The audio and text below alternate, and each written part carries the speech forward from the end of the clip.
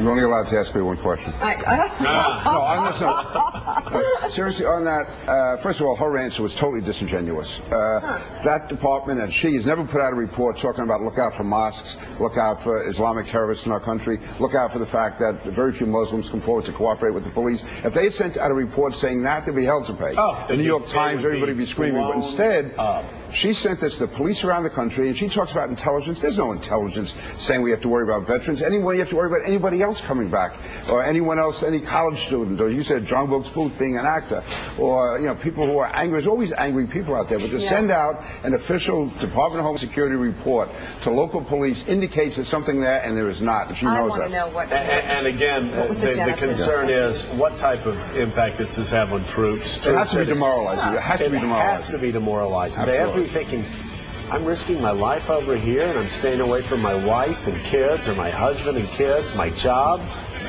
and my own government tells me to go out and kill terrorists, and then because they gave me the training to do that, now say I'm in a suspect class that right-wing extremists may focus on me. I characterize it differently, but I understand how you see it. It's the same impact on that young fighter overseas. Well, I'll tell you one thing. When you talk about veterans, the one thing that would demoralize them more than anything that Janet Napolitano would send out is, you mentioned a veteran from Ithaca, New York, or whatever. It's the idea that you come home, you need treatment, and you have to drive 150 miles to find a VA center to treat you. You know, we ought to take better care of them medically when they come back here for the issues that they come back with. Exactly. And you have a president who early in this administration wanted to make them pay for injuries sustained while in battle.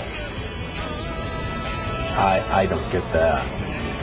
I heard Paul Rieckhoff, by the way, went over to the White House and talked to the administration and said, this is just crazy. We should get him. We need to get Rieckhoff on here. I think it's important for the president. I believe the president's antenna right. I think there are people in his administration who come from that liberal, biased wing of the Democratic Party, and President Biden's got to separate himself from them. He does. I agree with you. All right. More people like General Jones. And would you say that you guys have to separate yourselves from the people who obsess on the right about Barack Obama?